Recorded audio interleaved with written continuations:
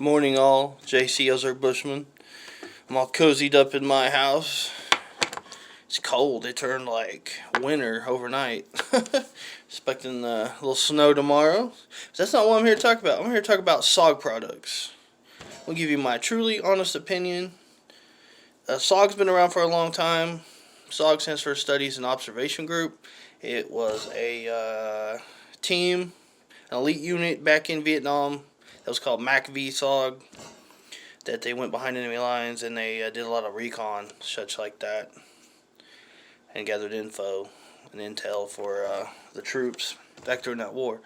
But anyways, so SOG has made knives for the military for years. So they became a company making a cutlery.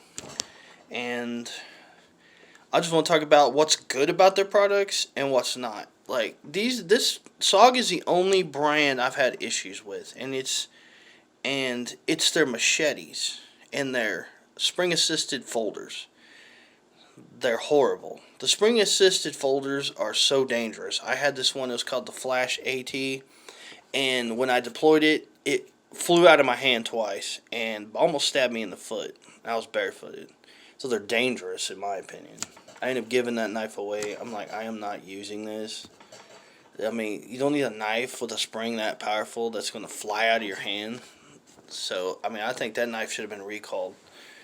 But anyways, their regular folders, this is the SOG Flash FL, and it's not spring assisted.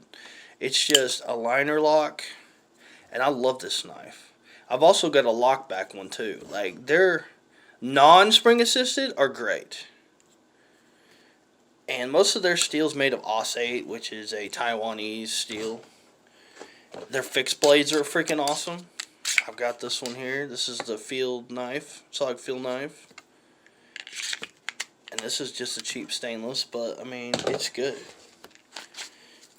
And I recommend their fixed blades and their non-spring assisted. Here's a seal pup here. Great knife, AUS-8 steel. Like, these are awesome. Their fixed blades are amazing. I even got the Camp Axe. I've got here is the SOG Survival Hawk. These are great. They make great axes and tomahawks. But their machetes and spring assisted knives are garbage. Now I had the what was it? The SOG Jungle Primitive. I took it out for 30 minutes and it bent the blade. Like right in the middle. All I did was hit a 1-inch freaking sapling to chop it down, and it bent it. Because some of their stuff is just so cheap, and the heat treat is garbage. I'm not saying SOG is not a bad company, but their machetes are just junk. Like, I've got better machete. I got a cold steel machete that is real thin, maybe an 1/8 of an inch, and I beat the living hell out of it like 2 weeks ago. Chopping brush and limbs down, and not even a nick in the blade, no rolls, nothing. And then Condor. I've got one of my favorites is the Condor Bushcraft Parang, and that thing just digs in deep for $70. So yeah, stay away from SOG's machetes and their spring assisted knives. But I mean, but still, yeah, get their tomahawks are great. Camp axes are amazing. This one here's a full tang axe. This one's a partial tang, but I beat the hell out of this thing and never had a problem with it.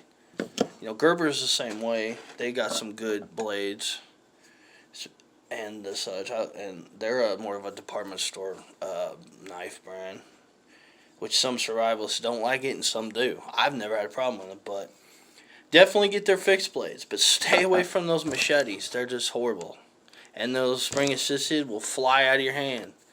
I mean, this one here takes two-hand opening, which I'd rather have this and be safe than that Flash AT.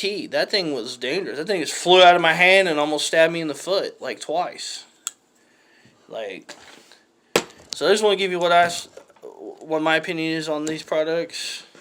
But be your own judge. Just want to save people from getting hurt and buying garbage. JC signing out.